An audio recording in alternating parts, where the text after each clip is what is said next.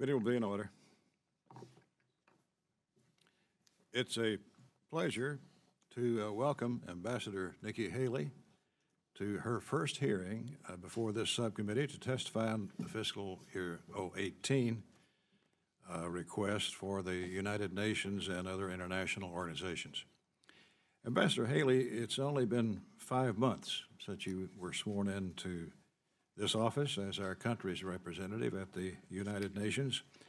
Already you've distinguished yourself, making it clear that you're willing to challenge the status quo in order to make the UN a more accountable body and one that, in your words, quote, better serves the interests of the American people, quote.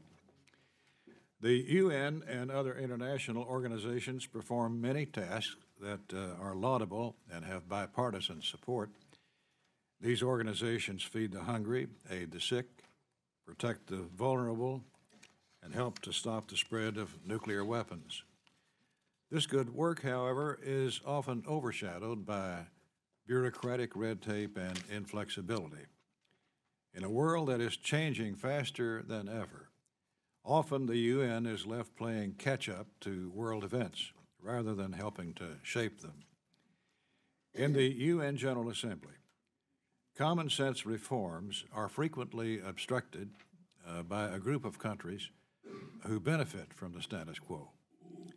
In the UN Security Council, resolutions that would promote peace and security are often blocked by China or Russia. Many UN peacekeeping missions, which start out well-intentioned, seem to grow bigger rather than smaller and go on longer than planned or necessary. Furthermore, it's unacceptable that we find UN peacekeepers abusing the very people they were sent to protect. Many UN organizations still lack transparency and meaningful protections for whistleblowers. And many organizations continue to unjustly target Israel, using these organizations as a mouthpiece for propaganda that only serves to inflame tensions in that region. The list goes on. What is required are meaningful reforms which address the problems that I've mentioned, while making better use of resources to advance the causes that we support. Ambassador Haley, I know you share many of these concerns. You've started down a path of reform, and we want to be helpful as you go along that path. Now, turning to your budget request for fiscal 2018. The request for the UN and other international organizations, including UN peacekeeping, is $2.2 billion. That's about 40% less than the fiscal year 2017 that we're now living through. While I appreciate the State Department's recognition that we need to bring down the costs, the subcommittee lacks basic information on the administration's plan to accomplish that. The budget justification does not specify which organizations are funded or at what amount, or what the impact these cuts might have on our national interests. What we've been told is that the administration is reviewing these organizations and looking for ways to make them more efficient, less costly, and pushing for others to pay their fair share. This is long overdue. But since Congress ultimately has the power of the purse, we need to know in detail the impact of your funding proposals. I would encourage you to consult with us on these efforts as quickly as possible. Regardless of how we get there, we must ensure that our national security interests are maintained and the United States continues to lead. Ambassador Haley, you've stated that one of your goals is to restore trust and value at the United Nations. We support you in this effort. We look forward to working with you as you fulfill this great responsibility that you've been asked to undertake. We're proud of your work, and we're proud that you're here with us today. Let me now recognize Mrs. Lowy for any remarks she may like. Thank you, Mr. Chairman. Ambassador Haley, I join Chairman Rogers in welcoming you today. As the U.S. Ambassador to the United Nations, your words carry a great deal of weight. You represent the diplomatic aims of the United States of America. When you speak, the world listens. Since becoming ambassador, you denounced Russia's actions in Syria, outlined the importance of human rights, and stated that humanitarian assistance was one of your top priorities. I have been impressed with your actions at both the Human Rights Council and the Security Council. More than ever, we need strong leadership at the UN, and I commend you for your comments. Unfortunately, the administration has taken every opportunity to contradict your statements, demonstrating that an, quote, America First, quote, strategy requires a massive step away from global engagement and the United Nations.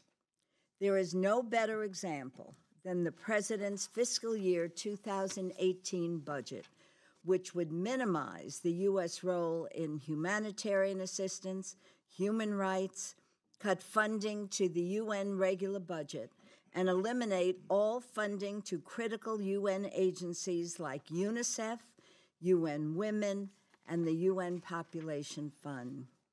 Throughout my career, I have consistently supported vigorous U.S. engagement at the United Nations. The UN is instrumental in advancing our national security interests and confronting terrorism, infectious disease, humanitarian crises, famine, and climate change. However, we know the UN is not perfect, particularly the anti-Israel bias at the UN's Human Rights Council.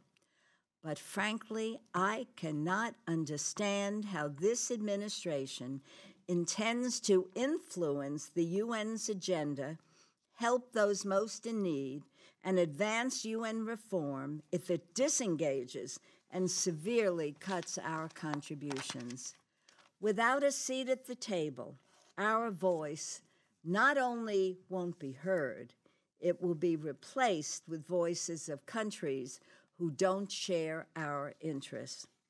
The proposed budget cuts would be far-reaching and catastrophic, including a 37% cut to the contributions for international peacekeeping activities that would lead to violence, increasing the chances that our armed services would be sent to regions they never need to go.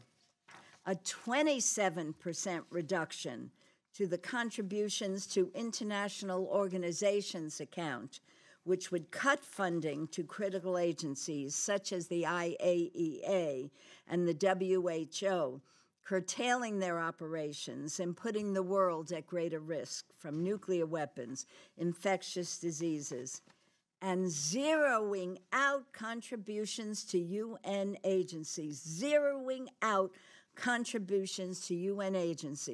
such as UNICEF, the World Food Program, which would lead to children dying from preventable diseases and abandon the 20 million people currently at risk of famine. These reductions would take an especially severe toll on women and girls who already bear the brunt of crises and face discrimination in too many corners of the world. Reducing our commitment to improving the lives of women and girls abroad is not American values as I know them. Working to reduce global suffering is a bipartisan goal, one that is rooted in the fundamental generosity of the American people and our country's national security needs. Foreign aid is not a Democratic or Republican cause. It is an American cause and the right thing to do. In March, you said, quote, "People who've worked with me know that I have no tolerance for unmet promises and inaction. My team is about action, reliability, and results. We demand that of ourselves and we expect it of others, end quote. Your words and your actions to date give me some hope. But looking at this budget, I worry we lose the high ground, we lose our ability to rally other nations in times of crisis and abdicate our leadership in the world. At this time of unprecedented human suffering, we're looking to you to ensure these fears do not become realities. At this time, Mr. Chairman, I ask unanimous consent to place in the record a letter from Mars, Walgreens, and Becton, Dickinson and Company in support of our full FY18 funding of United States financial obligations to the UN, as well as a letter from nine former U.S. ambassadors to the UN urging support for payment of assessed and voluntary contributions to the UN. Thank you, Mr. Chairman. I yield back the balance of my time. The matters will be placed in the record. Thank you.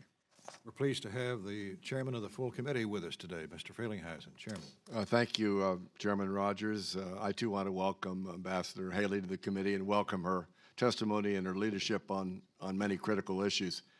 Madam Ambassador, as we sit here today, the United States is the largest contributor to the United Nations budget, reflecting our position as the world's largest economy and our nation's ideals to help others in need. In addition, our taxpayers support the lion's share of the funding for such important agencies as the World Food Program, the United States High Commissioner for Refugees, that are absolutely vital as the world's largest humanitarian disaster, and I'm sure there'll be a focus on it today. What's happening in Syria deepens, and famines develop in places like Yemen, South Sudan, Somalia, and Nigeria. We know, too, that we have 62 million people that are displaced or in refugee status. So the world's in a mess, and part of our obligation is to address it as members of Congress and as you as our representative to the United Nations. I am concerned. While I believe in the notion of burden sharing, I think the administration has it right. There have been some significant cuts to a variety of agencies and operations which do concern me. For example, the White House Budget Office seeks to eliminate all funding for the $326 million international organizations and programs account and has suggested a 40% cut to the UN peacekeeping budget. As you're aware, the United States has contributed more than $200 billion to the UN's $8 billion peacekeeping budget last year. May I say, we don't excuse bad behavior of those who are part of those peacekeeping teams, but better those teams than our military in those instances being involved. It's my long view that it is important to work with international bodies such as the United Nations, and may I put in a plug also for the amazing network of NGOs, non-governmental agencies, including the work of the Gates Foundation. I hope that we marry our own financial efforts with a lot of those private faith-based efforts. I think that's absolutely essential. With that said, I do not believe that the deep cuts to foreign assistance proposed by the administration are sustainable or advisable for a nation that expects to protect its own national security and the freedom of people everywhere. If our goal is to promote peace, combat poverty, and provide humanitarian assistance where needed, we have to encourage UN reform, and I agree with a lot of the sentiments of Mr. Rogers. We must do it while supporting important programs that are absolutely needed. In our discussion with Secretary Tillerson, we pointed out what you know well. We need to marry our diplomatic power, the soft power, with military power to be effective. Again, I welcome you to the committee and admire your work at the United Nations. Thank you, Mr. Chairman. Madam Ambassador, we want to turn to you now for your statement. The written statement will be placed in the record, and we invite you to summarize it for us. Thank you, Chairman Rogers. Ranking Member Lowy, Chairman, Frelinghausen, distinguished members of the subcommittee, thank you for the opportunity to discuss the United Nations and international organizations. 5 months and 2 days ago, I was sworn in as U.S. Ambassador to the United Nations. I came into this position at a time when many Americans felt a deep sense of betrayal at the UN in the wake of the passage of Resolution 2334. At my confirmation hearing, I made the following promise. If I am privileged to be the U.S. Ambassador, I will never sit passively while America's interests and America's friends are run down at the UN. 5 months later, I can say that I haven't been quiet on the issues important to the United States, and I can say this, I have kept my promise. Our friends and our rivals know that America has once again found its voice at the United Nations. The international community is now very clear about what the U.S. is for and what the U.S. is against. It wasn't long after my confirmation that my promise was put to the test. In early April, the Syrian regime dropped chemical weapons on Syrian children. We forced the Security Council to hold an open emergency session, which some members didn't want. We drew a red line. If the UN would not act collectively, the United States would act alone, and we did.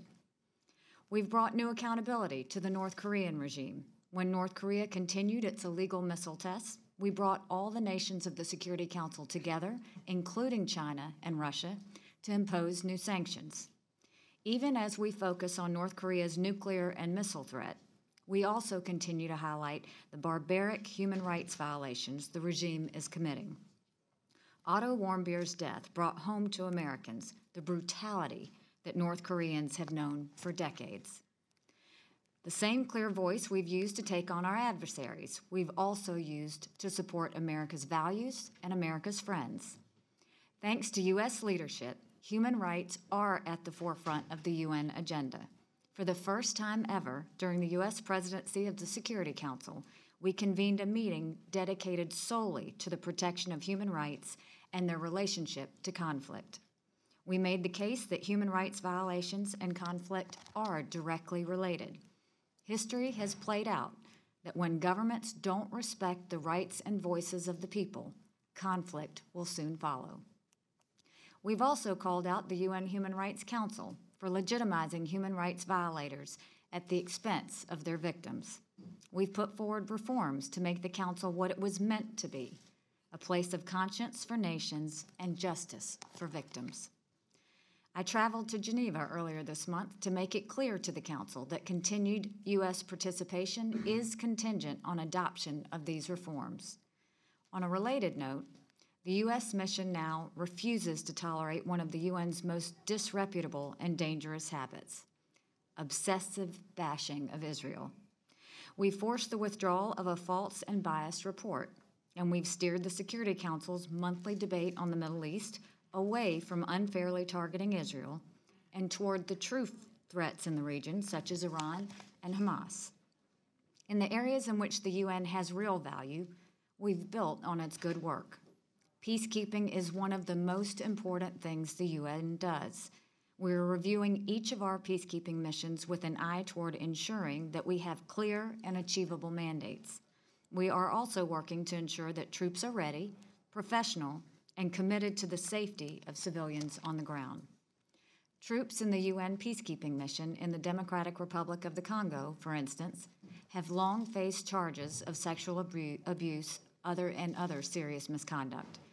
We inserted clear instructions into the mission's most recent mandate to enforce performance standards of troops. There is no place in any UN peacekeeping mission for predatory and abusive troops. Our peacekeeping reforms are aimed at producing more effective missions for vulnerable citizens. We will hold governments accountable to their responsibility to protect their own citizens while also cutting down on waste and inefficiency. We've adapted the mission in Haiti to changing conditions on the ground and are on target to save at least $150 million for the year. We will continue our reform efforts when we take up the peacekeeping mission renewal this month in Darfur, Sudan. Our efforts will hold the government accountable to improve humanitarian access. Mr. Chairman, Thank you for this opportunity to highlight our efforts to reassert U.S. leadership at the United Nations. It's hard to believe that it's just been 5 months since I moved my family to New York to begin this exciting and challenging new chapter. I look forward to more progress in the months ahead, and I welcome your questions. Thank you. Thank you very much, Madam Ambassador. And the 5 months have passed in a very speedy way, but I guess that old saying about time passes when you're having fun applies here. There's an immediate matter that's just come about, and the White House is alleging that the Syrian government is preparing, or has been preparing, for another chemical attack inside Syria. What can you tell us about that, and what would we do? Well, I think the White House put out a statement, and I think that's accurate. They have seen activities that are similar to preparations of a chemical weapons attack, much like what we saw on April 4th. And I believe that the goal is at this point not just to send Assad a message, but to send Russia and Iran a message that if this happens again, we are putting you on notice. And my hope is that the president's warning will certainly get Russia and Iran to take a second look, and I hope that it will caution Assad from the fact that we don't want to see innocent men, women, and children hurt again. Thank you. Let me ask you about peacekeeping costs. Back when I chaired the Commerce Justice State Subcommittee in the 90s, one of the issues that we made some progress on at that time was the peacekeeping assessment rate. However, the UN continues to overcharge the U.S. compared to other countries. We pay more than China, France, Russia, and the U.K. combined. Meanwhile, overall peacekeeping costs have skyrocketed. In 2006, there were 16 peacekeeping missions at a cost of $1.15 billion to U.S. In 2016, there were 18 missions, just 2 more than 2006, yet the cost more than doubled to $2.5 billion. Because many of these missions seem to be on autopilot, we included language in the 017 bill that Ms. Granger put together, directing the Secretary to work with the UN to evaluate and prioritize peacekeeping missions and to consider a drawdown when mission goals have been achieved. What can you tell us about your efforts to get other countries to pay their fair share, and what can you tell us about your efforts to review current missions? Can any of them be downsized or even terminated? Thank you, Mr. Chairman, for your question. I will tell you that it is something that we took on the second we got there. With every peacekeeping renewal that came forward, we stepped back and said, is it actually helping the people on the ground? We looked at what the political solution was. We also looked at the environment of how the troops, were they trained, were they doing their job, all of those things, and was it necessary with looking at what a possible exit strategy would be. Every mission is different. So there's no way just to cut and change those, but what we've seen in the UN in the past is if there was a challenging area, they thought they would just throw more troops at it. Well, if the troops aren't trained and the troops don't have equipment, then what's the point of sending the troops? So looking at each renewal, what we've done is try to get the spending smarter. And we have drawn down each of the peacekeeping missions to make sure that nothing will harm the citizens on the ground. And I will tell you, I'm very pleased with my team. As of last week, we were dealing with budget negotiations at the UN, and the UN peacekeeping budget, we were able to negotiate down $500 million already.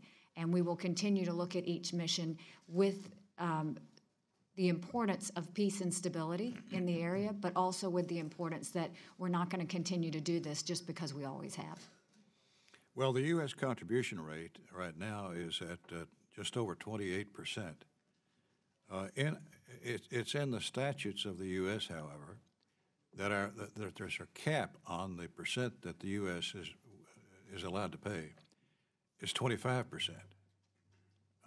And it will be the work of this chairman, and I hope the full committee, subcommittee and full committee and the Congress, to keep that rate at 25%, no more, to abide by the law.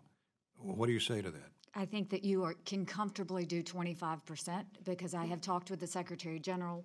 We've looked at the missions. He is aware that the U.S. would go down to 25% and that it is sustainable. He, too, has been reform-minded and realizes that peacekeeping missions have gotten too large or ineffective.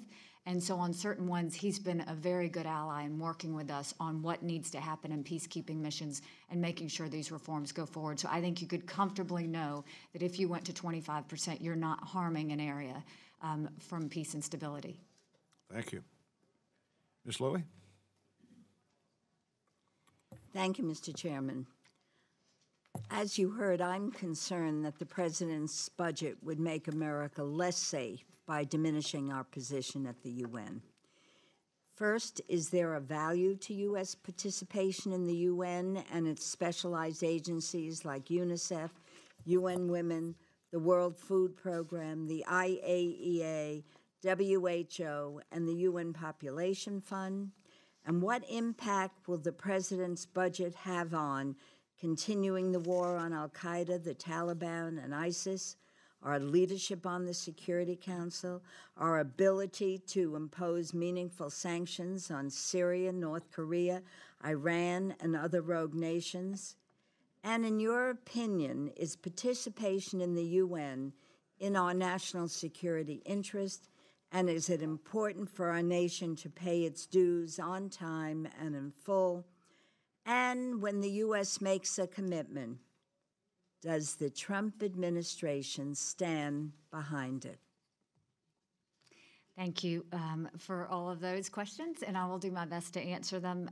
I can tell you that the way I looked at this position was my job was to go to the UN and find value and to report back honestly what I saw in terms of what was good and what was could use improvement. I know that the President's budget sits in one place, and I know that Congress will decide where it's going to be. I see my role as to have you utilize me for information so that you can make the decision and you and the President can come together on what that budget should look like. I have seen value in the UN. What I can tell you is every ambassador that goes to the UN is considered the best and brightest of the president. They have the ear of their president. Negotiations are very possible at the UN and do happen, and they happen very quickly. So I think that when you are a part of an organization, it is what you make it. What I'm trying to do is make sure that the U.S. voice is strong. I'm trying to use it for negotiations in every way possible. I'm trying to use it to push foreign policy, which I think it's a great avenue to do that. But at the same time, the UN has fat around the edges. And I can tell you that other of my colleagues at the UN, when we talked about reforms, whether it be peacekeeping or the regular budget, they are all in support of that. And they actually all want to see value for their dollar as well. There are many good organizations that do good work for the UN and help people around the world. I think the best way to approach those organizations going forward is ask them the hard questions, because I think a lot of those organizations assume that you will always give them money, and in a lot of cases they do great work, but we all have to trim around the edges, and we all have to say, are we spending in a smart way?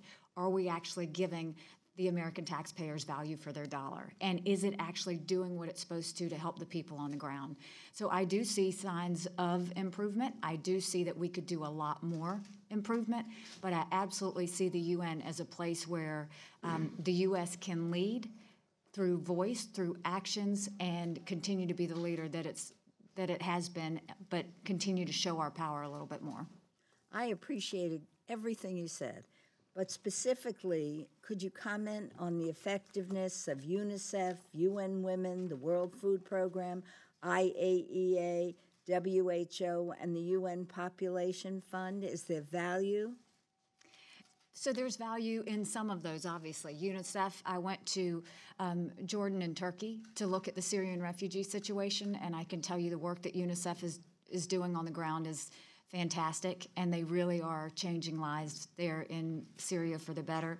When it comes to the World Food Program, I'm proud to say that we do have an American leading the World Food Program now, and a former governor of South Carolina, David Beasley, and he also understands that our goal is to make sure that we are being effective in delivery and that we're making sure that we're getting the access to those that really need it. I think that the IAEA, certainly, that's an important one as we're looking at the nuclear situations that we have and the threats that are around the world. We need to keep that. OPCW is another one that I know we have seen value in, especially with the chemical weapons usage, and to be able to manage that appropriately. So there are some good ones, but I do think that we need to always think about how we can spend smarter and what we can do to make sure it's most effective. Thank you very much. We'll save the rest of the questions. Thank you. Chairman Frelinghuysen. Briefly on Syria, I like the notion of a red line. Over the last couple of years, it was sort of unclear what our foreign policy is relative to Syria. I think a lot of Americans are unaware of how committed we are to Syria, that we have troops on the ground doing some amazing things. Some have suggested that they're in a bad place doing good things. Is there a shift? Where are we relative to the issue of regime change? Or is our focus on the annihilation and destruction of ISIS? Has there been any? Could you clarify what our foreign policy goals are in Syria? Syria is very, very concerning, and I went there, to Jordan and Turkey myself, as well as to the Israeli border, to see what the situation of migration was, as well as the status of the refugees there on the ground. We are at a place where a political solution it has to happen. The conflict there now, it has so many players in it that it's caused it to be more complex, but it is important that the U.S. be involved. I think that it set Syria back quite a bit when the red line was drawn a few years ago and not followed through on. One of the best things that happened, I think, was when Assad did do the chemical weapons attack against those men, women, and children. The fact that the U.S. acted so quickly and that the president made that decision and struck as fast as they did, the overwhelming response I got from ambassadors was, it's good to see the U.S. lead again. And I think in seeing the warning that the president put out last night, it is very much letting them know we are not going to give you a pass for using chemical weapons on men, women, and children. It would be good if we could get the Iranian influence out. That needs to happen. I think Assad is beyond brutal. I think he's barbaric in many ways. I don't see a healthy Syria with Assad in place, but the U.S. priority has and continues to be to defeat ISIS. And we also believe that a healthy Syria won't happen with Assad in place. So I don't think we have to pick one or the other.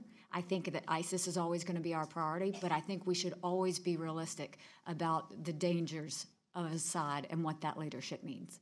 Thank you. Thank you, Mr. Chairman. Thank you. Ms. Lee? Thank you, Mr. Chairman. Good morning. Good morning. Good to see you, Good to Madam see you as Ambassador. Let me first say I wanted to associate myself with the remarks of our ranking member, Congresswoman Lowy, and just preface my remarks by saying, and I say this each time we have one of our top officials here, that I'm reminded of Steve Bannon's statement that their agenda and their goal was to deconstruct the administrative state. And as I see these budget cuts across the board, it's unbelievable how we're just really deconstructing our government, our role in the world, and to see our officials supporting this and justifying it is quite troubling. I wanted to ask you one about Africa. I see that you have a 72% cut from the Africa Development Foundation. And it's my understanding now that this administration is viewing the continent of Africa from a military perspective rather than providing for development assistance, aid, trade. There's more military engagement. New York Times laid that out pretty clearly yesterday. Is this, again, consistent with what we're seeing now in terms of disengagement from the continent of Africa in terms of our development assistance and putting more into the military engagement? I think that the U.S. Is very much has Africa on its radar because we look at the instability in certain areas of Africa. We're very aware of the famines that are taking place and what that is doing, and the fact that they are man-made, and that we have political challenges as well as access challenges to humanitarian issues. Having said that, I will tell you that I work closely with General Mattis as well as General Dunford on the African issues and the areas when we're dealing with peacekeeping efforts. I always check with them to make sure that we're keeping the right amount of force there and that we're doing the right things. We just worked on the G5 Sahel to make sure that we were working with the African countries to make sure, as well as the AU, to make sure that we are countering terrorism in those areas, and we are very focused on famine. So I would tell you we are not disassociating from the issues in Africa. I will be going there in the fall to make sure that we look at it hands-on and are dealing with it with the proper way from the United States. But what the U.S. is looking to do is work through the UN to get a lot of those issues resolved. And just like we did with the G5 Sahel, and as we're doing with each peacekeeping mission, we will continue to do that. I have met with the head of the AU, as well as continue to work with the African ambassadors on these peacekeeping missions, as well as on funding as we go forward. But you do know this budget impacts the continent of Africa in many, many ways as it relates to their development needs from the past. Look at famine, for example. You know, the security situation, of course, is intertwined with access to food in many of these countries, yet the cut in peacekeeping, you know, will impact the humanitarian assistance. South Sudan, Somalia, that's going to worsen if our peacekeeping mission is cut. How are we coordinating our efforts with regard to famine, and are countries stepping up? We did close to $1 billion. We want to know what is taking place with other countries, and are you or your office, are you helping to facilitate I think it's now $6 billion that's needed to address the famine? Yes, and first of all, thank you for the $1 billion towards the famine effort. It was very important and very much needed. I think that my job is really to help facilitate between the President and Congress on how we can come together on how to properly fund the things that are needed. And so I can tell you I've been very engaged in terms of the famines. We are watching those closely. Yes, other countries are contributing, but we are encouraging them to contribute more because the situation is dire. South Sudan fell off the famine list, but it is still a very dangerous situation. And it's the food insecurity there is continuing to be a problem. And then you add Somalia and you add in Nigeria and Yemen. Our focus is very much on the port in Yemen to make sure that humanitarian access is coming through. It's making sure that we're fighting Boko Haram and al-Shabaab as we go forward, and then just making sure that we are looking at the political solutions. So we are leading an effort, though, to try to raise the additional funds. You will see us be very strong on African issues and African peace and stability. In terms of the famine, are we trying to leverage our $1 billion to get to the $6 billion from other countries? Yes, we are. We're working with the Secretary General on that, and yes, we are keeping famines at the forefront. Okay, let me ask you one more question with regard to UNFPA. Unfortunately, of course, we've defunded UNFPA, and when we met, we talked about where that $70 million in funds will be going, and you indicated you would let us know. Do you know yet where? We haven't heard back from your office with regard to where that $70 million is. Yes, we did send a letter to your office shortly after to let you know exactly where that's going, but basically the administration did not fund UNFPA because we know that the UNFPA has associations with a Chinese company that does forced sterilization. And so for that reason, they did pull that away. Having said that, all of that money went directly to global health to make sure that the same things were happening, but just in a way that the U.S. agreed with. And so we are still as focused on women and children. We're still as focused on family planning and focused on all those health and humanitarian issues that we need to be. Okay. Thank you very much. Thank you. Let me now recognize the immediate past chairman of this subcommittee, Ms. Granger. Thank you very much. Thank you for being here and the work morning. that you're doing. I have two questions. One has to do with the UN Security Resolution 2334 that you mentioned when you opened it, where we we ask that that be repealed or fundamentally altered. So, so it's no longer so one-sided against Israel, a very anti-Israel resolution. And so what is your continuing support of that, so that change? The other question I have, first of all, I want to say how much I associate my comments with Mrs. Lowy and Mr. Chairman Frelinghuysen about the cuts and what we're doing. I served for 8 years on the subcommittee on foreign operations and chaired it for 6 of those, and have served on defense. And it wasn't until I served on that subcommittee that I really understood and saw worldwide how important that partnership is. And it's not just the money the United States gives, it is the partnerships, the leadership. And we are the world leaders. And so when we say peacekeeping is important as well as a strong defense, we mean it. And I think some of the cuts have sent just a shock wave around the world saying, is the United States stepping back? You mentioned trimming around the edges, but some of these cuts are massive, and they're just devastating. And I learned so much on that subcommittee of having meetings like this, but going and seeing it and really understanding how much we give. I would beg you to stand firm in that. Of course, we need to use our American dollars well, but our leadership is irreplaceable. So I'd like to know, what is the future? What do we see? We're also your partners as the Congress. It's the administration, the Congress, and we work together. We have different responsibilities, but how are you going to work with the Congress so that we'll have our voices heard and our bills respected? Thank you. Thank you, and I'm going to take the cuts first, if you don't mind. I think that I really do want to be a conduit between Congress and the President. I think that we can very easily come together in which everybody is happy. I will tell you that the cuts that the President and the administration proposed did send shockwaves through the United Nations, and it did put everyone on notice. But I do think that wasn't necessarily a bad thing. I think that if he was intending to send a message, he did. What we saw in return is they all understand that we won't be taken for granted anymore. They all understand that we expect to find value in the UN. They all understand that reforms are needed because it's been archaic for a while, and that they realize they have to support us in that. They do realize that we are now watching the UN very closely, so all of those things were actually really good. Now we have to say, okay, where do we go from there? The U.S. is a leader and needs to continue being a leader on so many of these issues.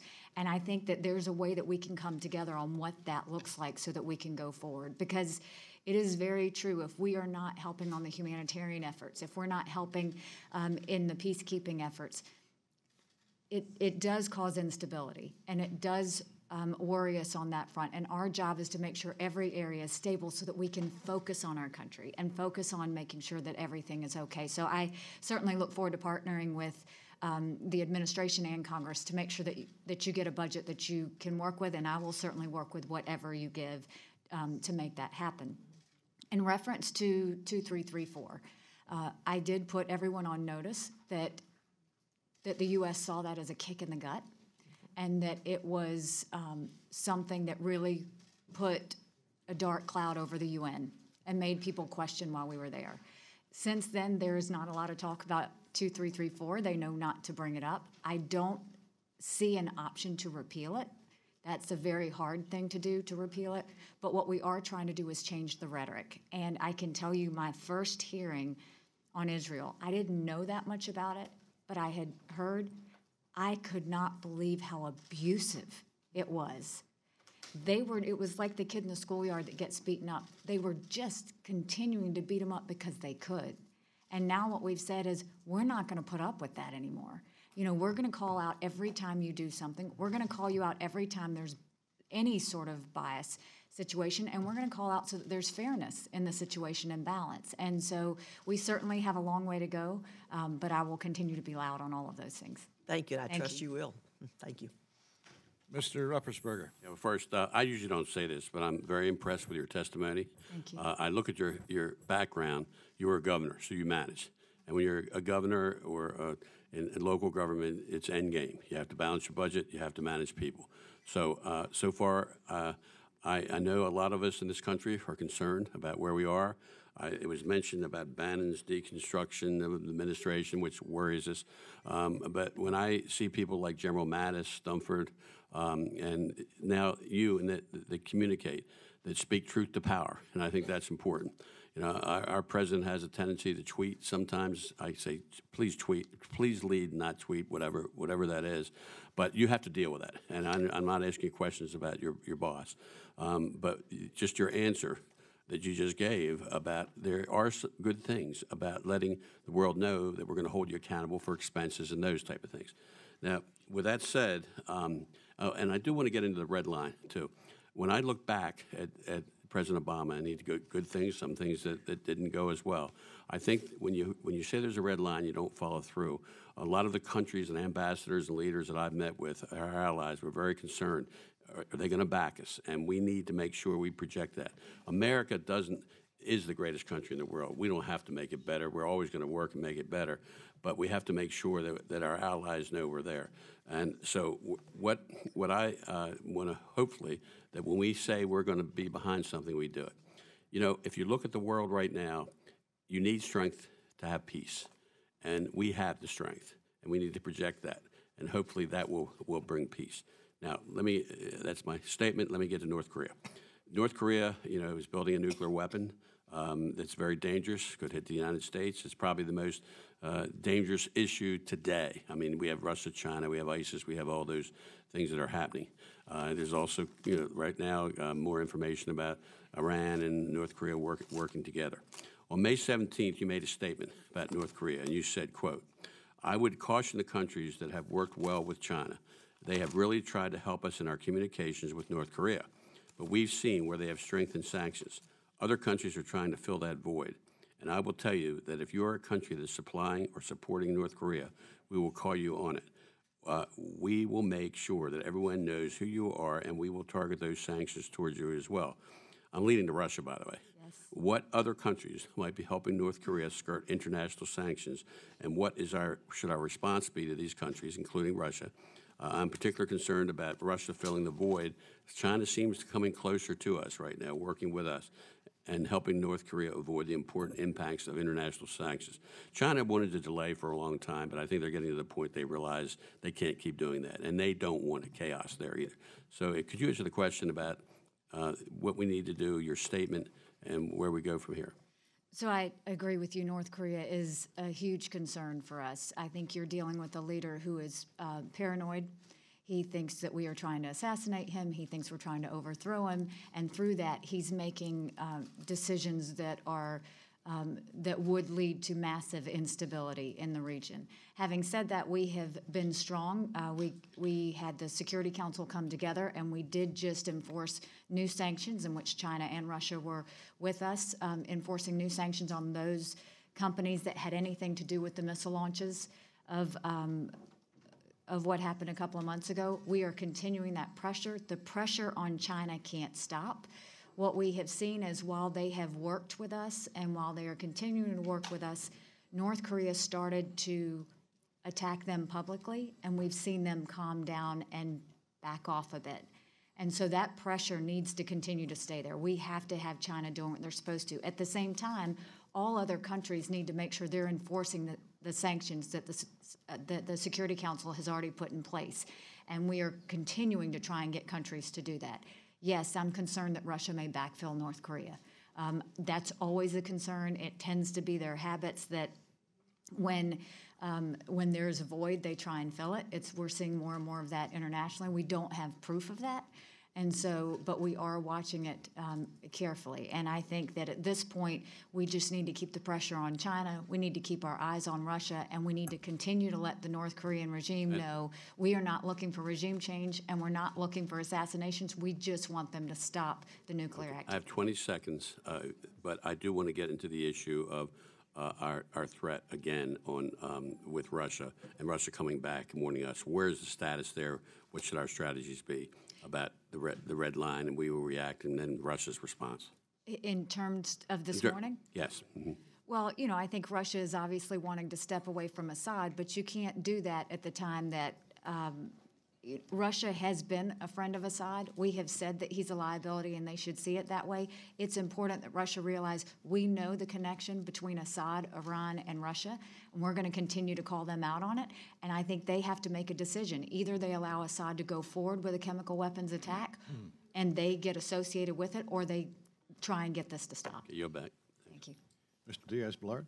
Thank you very much, Mr. Chairman. First, Madam Ambassador, if anybody has any question about the importance of what one person can do with clarity and leadership, they just have to look your way.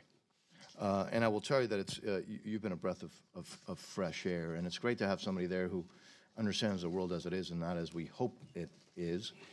You know, we can talk about hopeful deals about in the mid-90s to stop North Korea from getting nuclear weapons, and that was hailed as this great deal, and that didn't work. Or we can go closer to where we are today and talk about wonderful, hopeful deals that would, with the Russians and Assad, to eliminate chemical weapons, and that obviously was hailed, but hope is not always good public policy. So again, it's been you're a breath of fresh air.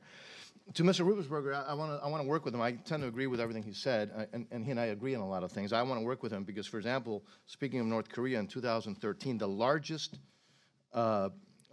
stash caught smuggling in violation of the UN sanctions against North Korea was 240 tons of weapons materials to North Korea from Cuba. Strangely, the previous administration sanctioned corporations associated with North Korea, but they, for some reason, excused the Cuban side. That's something I'd like to work with you, Madam Ambassador. I know the President has been really good about now treating that regime as it is, but the issue with smuggling weapons in North Korea is something that has not gotten, I think, enough attention. And I want to work with the gentleman from Maryland, but also hope to work with you on that. Let me shift to Venezuela. You have been exceedingly clear there. Human rights violations continue to happen. More than 70 people have been killed in demonstrations just asking for democracy. Leopoldo Lopez was seen shouting to his wife from prison that he has been tortured in prison. The OAS, by the way, has tried with a new Secretary General, and I think we have to commend them for his efforts, but I think, I can't speak for him, but I think the OAS has not been as aggressive as we would like, and I think even he would like. Any thoughts about what potentially the UN could do to deal with this worsening political and humanitarian crisis happening in Venezuela? Thank you. First of all, we'll continue to work with you as well on North Korea and those that choose to supply them with arms, as we're watching that very closely. When it comes to Venezuela, I will tell you we have tried to bring as much attention to Venezuela as possible. The situation is worse than what you see on TV. It is a dire, dire situation, which is rapidly deteriorating. One of the things we did was we called an emergency Security Council meeting on Venezuela to get the Security Council to engage on this issue. They were all not happy with me calling that meeting. They all said that this was not about peace and security, which I beg to differ. It is definitely about peace and security. And they said that it needed to be taken up in the Human Rights Council. Well, the Human Rights Council has never taken up Venezuela because Venezuela sits on the Human Rights Council, along with Cuba, along with Saudi Arabia, along with China. Yeah. And so when you look at that, it really calls into question what the value of the Human Rights Council is when it comes to things like this. Having said that, we had the Security Council meeting anyway. We did discuss the situation. It is something that I wish the OAS would have been able to have success with. Having said that they haven't, it is important for us to be watching this carefully and continuing to call out Maduro for what he is doing and making sure that the rest of the world knows we're not taking our eyes off of Venezuela. And you've been very clear, if I may, Mr. Chairman, let me focus on the Human Rights Council. Obviously, we understand that there's value in all these international organizations. However, it's difficult to take somebody seriously if they don't take themselves seriously. And when you have a Human Rights Council made up of the world's worst human rights violators, and then yet we're asked to help fund it, it's clearly not an easy task. So, you know, you've been vocal about it, but any ideas as to potential for reforming or for getting the UN to get serious about having a Human Rights Council that is actually not just bashing democracies like Israel and supporting dictatorships like Castro or Maduro or et cetera? I think the Human Rights Council can be a very important body if it functions properly. And that's the reason I actually went to Geneva to speak in person to them as opposed to just sending a statement from New York. And I told them that the United States wants to stay with the Human Rights Council, but they have to make changes for us to do that. And certainly they need to have more competitive races so that we don't have these bad actors sitting on the Human Rights Council. They have to stop things like Agenda Item 7, which is specific just to Israel, where we don't have that specific to any other bad actor or country that we have in there. And we need to see them bringing up issues like Venezuela when it happens, because that's the role. I think that the United States has a decision to make. We are always going to be strong on human rights, as we think that's directly correlated to peace and security. But do we continue to be on the Human Rights Council to do that?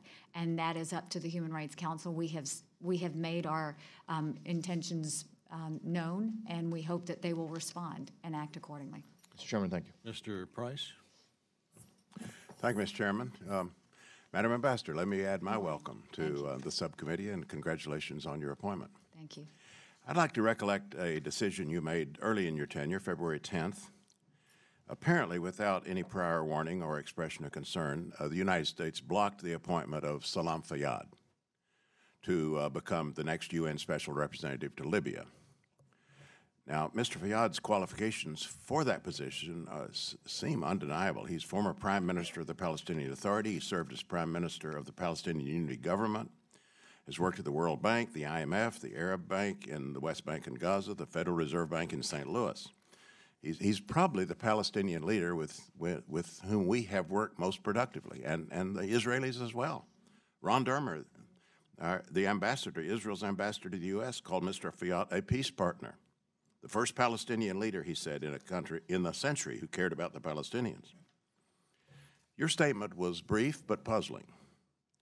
You seem to imply that the appointment of Mr. Fayyad would be to the detriment of Israel, and that blocking his appointment was an act of support for Israel. My question is, what happened? Did you or the administration view the blocking of Mr. Fayyad, a person who's arguably been one of the most influential and constructive Palestinians in support of the two-state solution, was that a way to support Israel? Did the Israeli government ask us to do this? Now, there was some speculation that the blocking or approval of Mr. Fayyad would be linked to a possible UN appointment for Tzipi Livni, who, of course, would also be a great asset to the UN. Haven't seen any recent reports about that. Was there any link to Fayyad's appointment to the potential appointment of Livni or another Israeli? Was Mr. Fayyad denied simply because of his nationality? Would any Palestinian have been blocked? As you know, this isn't a state representative. You don't have to be a state representative to be appointed a UN representative. So, bottom line question, is it the administration's position that support for Israel and support for the appointment of a well-qualified individual of Palestinian nationality to appoint at the UN are mutually exclusive? Thank you, Mr. Price, for your question. I will tell you, Mr. Fayyad is what you say. He's very well qualified and is a good, decent person. I've heard great things about him. But it was not about Mr. Fayyad. It's about the fact that the U.S. does not recognize Palestine as a state. And because we don't recognize Palestine as a state, and because that is how he was presented, we did oppose that, that position. We also, at the same time, brought to the attention of the Secretary General that, you know, here you've never had an Israeli that has held that high of a position, but you are putting a Palestinian in that position, and it needs to be fair and balanced. But the reason that we opposed Mr. Fayyad is that we don't recognize Palestine as a state, and Israel, yes, supported our decision in that. Well, that does raise two questions. A, was this to be a state representative? And B, would not that reasoning exclude anybody of Palestinian nationality simply by virtue of the status of the Palestinian Authority as certainly something considerably short of a state. But are we just saying that no Palestinian need apply? I think at this point, since we don't recognize Palestine as a state, that is something that we are trying to be, we're trying to work with Congress and what everyone has said, that we don't recognize Palestine as a state. It's the reason we're not involved in UNESCO, is because once they allowed Palestine to be a part of UNESCO, the U.S. withdrew funds or withheld funds starting in 2011. And so I'm trying to be consistent with what we've done in the past and what we continue to do. And so that is the reason that Mr. Fayed was not, that we objected to Mr. Fayed. With due respect, that simply isn't an analogy. The question about UNESCO is a question that has to do with explicitly to do with its recognition and admission of Palestine as a state. You're here talking about a man's nationality, not going to be a state representative, an eminently qualified individual, with a background with the Israelis, the Palestinians, and the U.S. that would suggest some unique abilities. You didn't say that the Israelis directly initiated this or requested it. This was our initiative. Is this some kind of new policy that no Palestinian can possibly, as long as the Middle East, as long as the Middle East conflict is unresolved, that no Palestinian can be approved by this country to any kind of UN appointment? Thank you, Mr. Price. What I can tell you is that we saw abusive actions happening at the UN towards Israel. And as long as those abusive actions are happening towards Israel, our job is to bring balance to the UN. And putting Mr. Fayed in that position would only have added to the bias against Israel, and that's not something we wanted to do. When one of the things I said was we have the backs of our allies, and it was important for us to realize that if Israel had been abused the way they were in the UN, that all things needed to be considered as we were dealing with that. And if we don't recognize Palestine as a state, we needed to acknowledge also that we could not sit there and put a Palestinian forward until the U.S. changed its determinations on that front. Mr. Fortenberry. Thank you, Mr. Chairman. Madam Ambassador, welcome. Thank you. You've heard many expressions of our gratefulness for your leadership, but let me add your passion as well as your steadfastness. We're very grateful for your willingness to appear here before us, but also the larger signals that you're sending regarding our appropriate new type of engagement with the international community.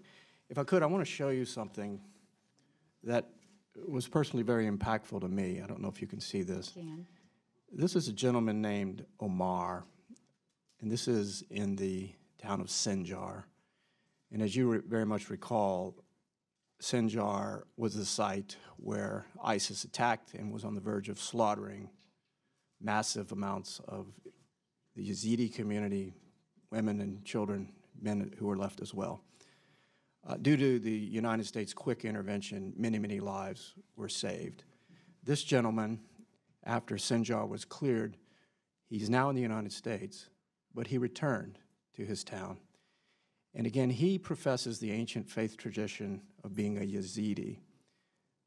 But when he went back to his own home, the Christian church next door was in absolute rubble. And with his own hands, he fashioned this wooden cross and put it on top of the Christian church. And he said to me personally, he said, "These were my brothers." In this area of northern Iraq, you've had a long tradition of pluralism, where ancient faith traditions, Christian, Yazidis, other religious minorities, as well as Muslims, have lived together and have created a tapestry of, based upon this idea of human dignity, which flows from human rights. When ISIS began their direct extermination campaign against the Christians, Yazidis, and other religious minorities, the House of Representatives rallied, and we passed a resolution declaring, we declared it unanimously, that what is happening there is genocide. Secretary Kerry, to his credit, a few days later followed with the full weight and moral authority of the United States government, declared it to be so as well. What I would request of you respectfully is that you continue this essential work of elevating this issue, this fundamental assault on human dignity this principle of civilization before the body which you represent. If we could urge you, and if you'd be willing to take a leadership role to introduce a resolution, similar resolution, that says what is happening to these ancient faith traditions who have every right to be there in northern Iraq, in Syria as much as anyone else. What has happened to them is genocide. It continues to press the issue of international consciousness as to their plight, but also creates the gateways of the types of policy consideration which can potentially helps the re-securitization, revitalization, as well as the repatriation of people who have had to flee and are nearby. So this has huge implications for migration as well. So is that something that you could consider and undertake, building upon the last conversation we had? So yes, we would like to work with you on that, but also the fact that when I got to the UN, ISIS accountability, UK had been trying to get ISIS accountability moving forward for a while, and I think Iraq was very concerned about it, and they were worried that it was going to turn on them. We have since been able to get Iraq to start to consider this and move forward, so we've actually made great progress on ISIS accountability. It's so important for so many reasons.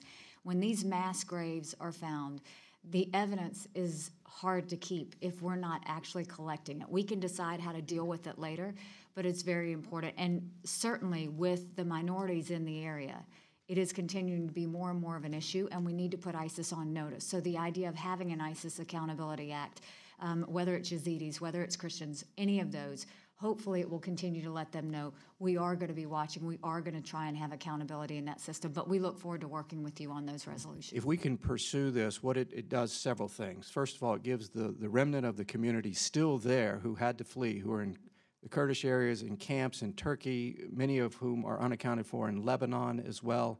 We're also talking about Syrian refugees who've had to flee as well. It gives them a sense of hope that there may be the possibility of, again, security measures forthcoming. The administration has already talked about interim zones of stability that would give the chance for, again, some measure of security that people can go back and reclaim their ancestral homelands. This is not only essential because of the issue of human rights and justice, it's essential for the long-term stability of the Middle East, which is inextricably intertwined with our own national security. Thank you, Madam. I agree. Thank you. Ms. Ming? Thank you, Madam Ambassador. Thank you, and welcome. Thank you. I wanted to follow up on your comments earlier about UN Human Rights Council, and I was encouraged to see many of our European friends join us in boycotting its recent session regarding Agenda Item 7. I know you've talked about it. Do you have more specific steps on what it will take to remove Agenda Item 7, and what steps would you recommend the U.S. take if it's not removed? Well, Agenda Item 7, even from the like-minded countries in Geneva, when I met with them, they admitted that it really did diminish the Human Rights Council from being legitimate, and so they see it as a problem. I think that the U.S. is going to have to engage on this. I think we're going to have to try and talk to some of our friends about why they continue to push Agenda Item 7, and I have spoken with Secretary Tillerson about this as well. And so we are prepared to actually try and call different groups to see if we can get them to back off of Agenda Item 7. This is very much about you can still bring violations up on Israel, but you can do it under Agenda Item 4. We don't need to have 7. And so I think it's going to take some coordination between the U.S. UN, the State Department, and maybe even the President to get them to consider pulling Agenda Item 7 off. They're going to want something in return. That's the unfortunate part. But I think we can put enough pressure that maybe that's not the case. And, we really haven't thought about whether, that's the red line in terms of getting off the Human Rights Council. What I said to the members of the Human Rights Council is, we want to stay on the Human Rights Council, but give us a reason to stay on. Show us that there's a reason to stay in and that it's valuable. And so my hope is that they take it seriously, which I think they did, and I hope that they start to move forward. But we continue to call them out when we don't think they're acknowledging an issue or a challenge that the Human Rights Council should take up, and then we're praising them where we can as well. Thank you. My next question is about Hezbollah. remains one of the world's most dangerous terrorist organizations. And although UN Security Council resolutions 1559 and 1701 call for Hezbollah to be disarmed, the group continues to dramatically increase its weapons arsenal. It's estimated that the terrorist organization now has more than 150,000 rockets and missiles, more than 10 times what they had when Resolution 1701 was adopted at the end of the Second Lebanon War. Its arsenal of missiles and military hardware surpasses that of many nation states. Is the UN doing anything to address the blatant violations of these resolutions by Hezbollah and its primary backer, Iran? I very much appreciate you bringing this up because that is something that is should be on all of our radar. I recently went to Israel and the Palestinian Authority, and one of the things we did was go to the Lebanese border. And as we did, we saw what Hezbollah was doing. We saw that they are setting up, but the worst part is now they're building missiles and rockets right there in Lebanon, and the government is looking the other way for whatever reason. We have a mission there. UNIFIL is there, and I actually spoke with the Israeli general as well as the UN envoy for UNIFIL there. They had two different stories. Israel has their backup. They know something bad is going to happen, and they are literally on notice ready, and we should all be concerned about that, and we should all be aware of that. UNIFIL, I am meeting with the Secretary General today to discuss the fact that we've got to make sure that our troops, our UN troops in Lebanon, are actually looking at what Hezbollah is doing and not turning the other way. They're not going into the areas where we know this is happening. And I think if they do nothing else but document and get us proof so that we can take Security Council action or do something along those lines, that's what I think needs to happen, and that's what I'm going to try and encourage and work with the Secretary General on today. But you're exactly right. It's a real concern, and when the government stop paying attention and when we don't have our UN organizations doing the right thing to make sure that we're at least acknowledging things are happening, then that's something that we have to change immediately. Okay, thank you. I yield back. Thank you. We will now proceed with a second round, if that's okay with the Ambassador. Okay. In 2015, the UN Security Council adopted Resolution 2231, calling upon Iran not to undertake any activity related to ballistic missiles designed to be capable of delivering nuclear weapons, including launches using ballistic missile technology. Iran continues to test ballistic missiles in defiance of that resolution as recently as last January. What action is the administration taking to persuade the international community to pressure Iran to abandon its ballistic missile program and abide by its commitments? Is the Security Council capable of addressing Iran in violating 2231? Well, I think that it's no surprise that Iran is not abiding by a resolution. They are known not to do that. I think that anywhere there are problems in the world, Iran seems to be associated, and it is a concern. They have been in violation of that resolution in terms of testing, in terms of actual missile launches, as well as exporting weapons to the terrorist organizations. So it continues to be a real problem. Yes, we would love to sanction Iran, and yes, we will continue to be loud about it, and yes, Russia will veto it. And that's the concern that we have when it comes to the Security Council. So I do think it's something that the U.S. needs to look at, and I also think it's something that we need to continue pushing at the Security Council as best we can. Is change of power in Iran an option? I don't know. Okay. Last month, the Associated Press reported that the World Health Organization routinely spends about $200 million a year on travel, more than it spends on AIDS, tuberculosis, or malaria. Travel. What's more, the article reported that staff routinely ignore rules designed to keep those costs in check. Now, I understand that this is an international organization, mission around the world. Easy for them to lose sight that they are also stewards of public funds. I understand the importance of being able to travel, but do you need to stay at five-star hotels and fly first class on the taxpayers' money? What do you think? Your concerns are valid. It's the reason why we need to look at every single organization that we give money to remind them that we're watching and remind them that spending in a responsible way is important. I can tell you that since all of this has happened, I know there is now a new director at the World Health Organization, and certainly the Secretary General will continue to watch this closely as it did make and get quite a bit of attention. But it goes back to what I continue to urge the members of this committee, which is, let's help keep all of these organizations responsible by asking the questions and making sure that they actually are putting that money towards those people we're all trying to help, as opposed to any sort of overhead that's not needed. Does the UN or any of its affiliations have enough rules and regulations in place to enforce the reasonable use of the expenditures for travel? Well, I think it's something that I will bring up with the Secretary General today in terms of what can we do to have more transparency so that we see these things as they're happening or on the front end as opposed to finding out after the fact.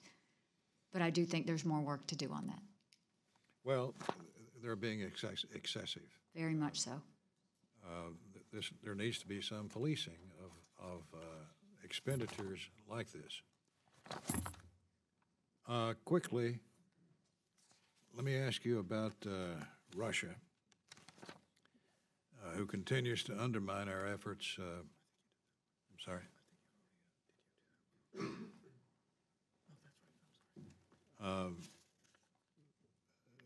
Russia continues to undermine our efforts and the efforts of the Security Council on a whole host of issues. Nowhere has this been more apparent than in Syria, where Russia has repeatedly used its veto to block measures to help the Syrian people and hold the Assad regime accountable.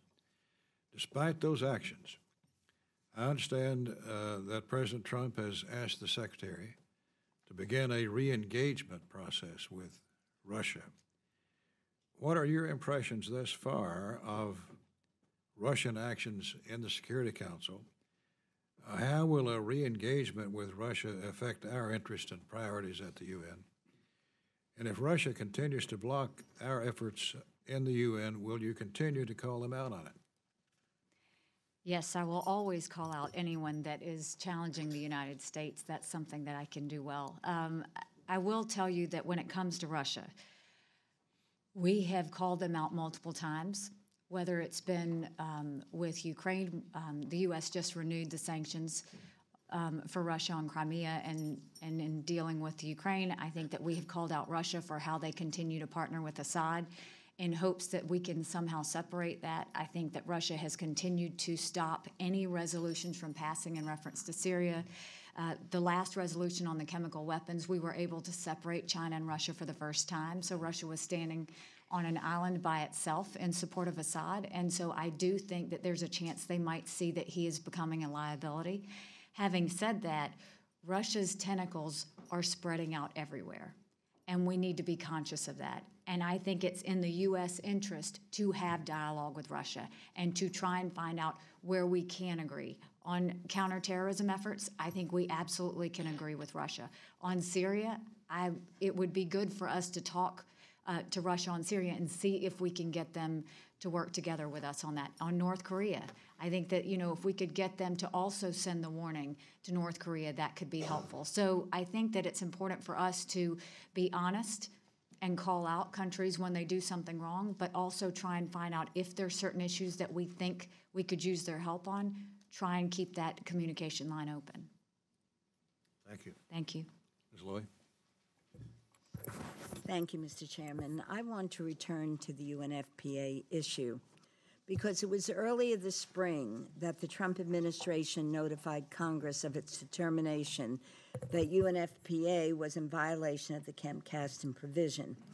In my judgment, this determination was arbitrarily reached without a single visit to a UNFPA program.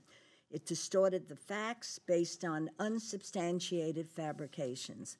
In truth, UNFPA is a trusted partner that provides critical family planning, obstetric, pre- and postnatal services to women and their babies who would otherwise go without care. I understand you recently returned from the Zatri refugee camp in Jordan, where the U.S. supports UNFPA's programs for pregnant mothers. I understand 7,400 babies have been delivered in the camp without a single maternal death. Couple of questions. Were you able to visit these clinics during your visit? Were you briefed by UNFPA providers? How is U.S. interest served by pulling our support from UNFPA?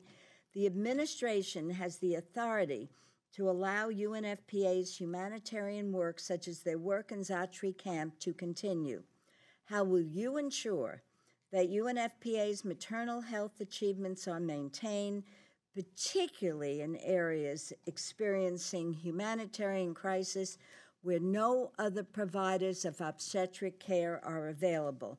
For example, UNFPA is the only provider of services in Yemen, Syria, Jordan, South Sudan. What has the impact been to single out this provider? And let's remind ourselves, Camp Caston is about involuntary sterilization and coercive abortion.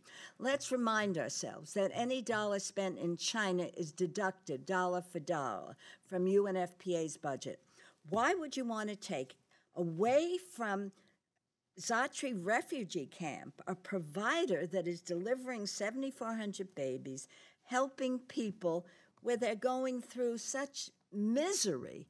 I just don't understand it. Could you respond? Sure. I agree with you on the importance of women's health, certainly with girls as well. I think that you will continue to see U.S. being a leader when it comes to women's health and trying to keep women and girls safe going forward. Having said that, it's just about which avenue do we do that. And UNFPA was not funded by the administration because of the relations of forced sterilization with a Chinese company. I think that that's what set it off, but I think there were probably a couple of other differences.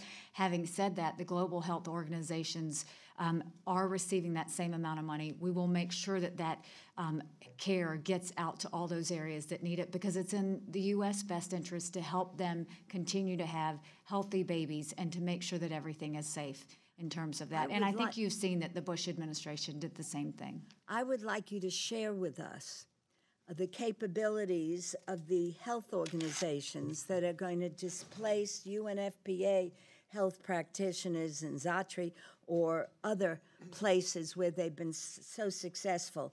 Can you tell me that other health camps, just take one, that are going to move into Zatri refugee camp, where 7,400 babies have been delivered by UNFPA? Can you give me information that the other health providers have that skill, can deliver? I'm not sure that I've had 3 children, 8 grandchildren. I'm not sure I'd go to any health provider. I'd want someone who has the skill to help me deliver those babies. Could you send me information about that? I understand your concern, and yes, we will send you additional information, especially with Zatri camp, to let you know. Now, has this transfer begun already? So UNFPA has been asked to leave?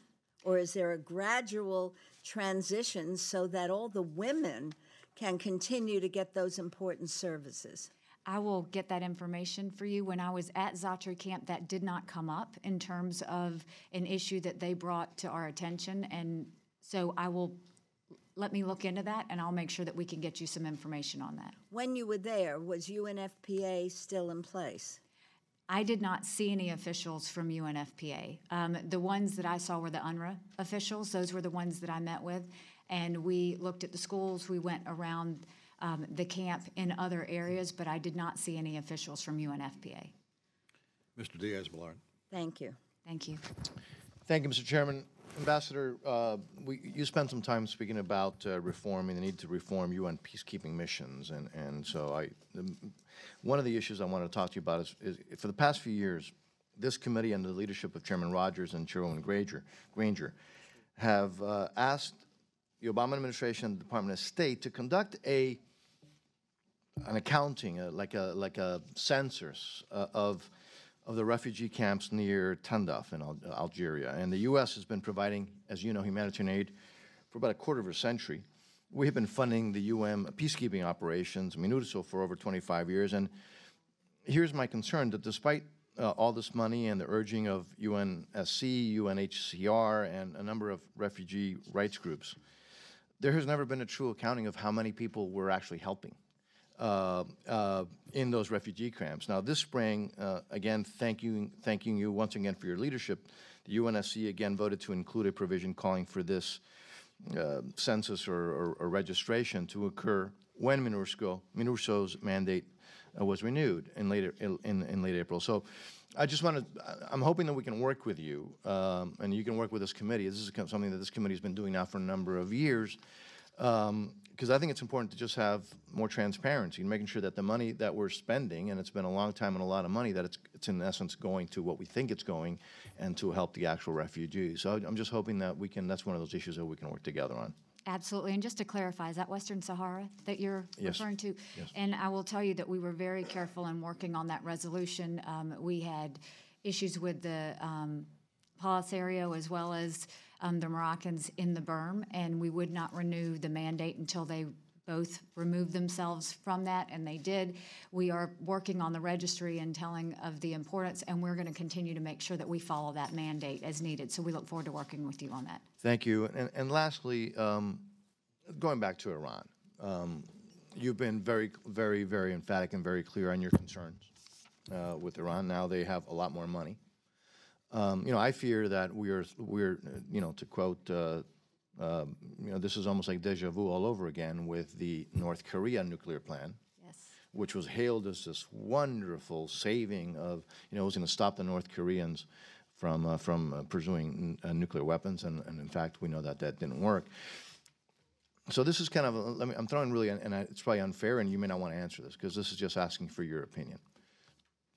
Do you believe, let me restate that, I don't believe that the mullahs in Iran have given up their goal of developing nuclear weapons.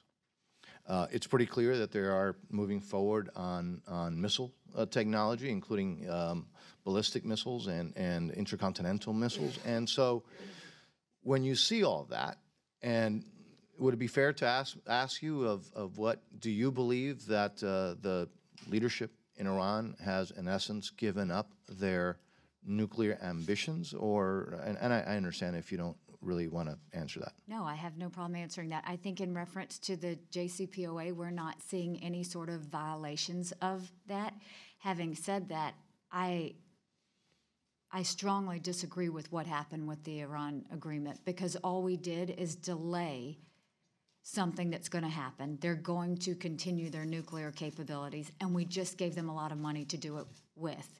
And my concern is everybody they are associating with are all the groups that we're trying to defeat. So they have aligned themselves with all these terrorist organizations. So not only did we give that capability to Iran, we are now giving it to those terrorist organizations we're trying to defeat. And I imagine it would be fair to assume then, and I think the facts show it, that those organizations that Iran has always helped are now, if anything, more flush with cash because Iran has the money. They are. I mean, you can go from Hamas to Hezbollah to, all the other areas that there's a problem, and you see there's this surge of weapons going into their hands and money being used for different things, and you have to wonder, did we help do that? Right. And Ambassador, the 30 seconds that I just want to again reiterate it is such a breath of fresh air to have somebody with your clarity and somebody who is willing to speak out and once again put the United States on the right side of history. So thank you. Thank you. Thank you. Ms. Lee. Thank you very much. Ambassador Haley, I had asked you about the $70 million UNFPA, where that money following up from Congresswoman Lilly's question, which organizations are receiving that now? You indicated you sent us a letter, and I have this letter, and I want to mention, and I didn't ask that question just to ask the question. I asked the question because I want to know. In your letter, and I want to read you what you said in your letter. You said, and I don't want to read the entire letter, but you said, my staff will see that your office receives this information as soon as possible, and I hope that you will find it helpful.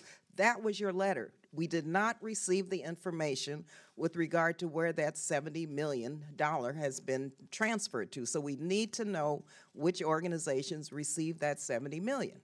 This letter did not address that. Well, I apologize that you have not gotten the information. I agree that you need to know where it goes, as I want to also be able to tell you where it goes. So I will get you that information immediately, and I do apologize if my staff did not forward that to you. Thank you very much. And on the camp, it's my understanding, the Zatari camp, that you were personally invited to visit the UNFPA clinic, and I don't know, yourself or your staff refused to visit or speak to the officials there.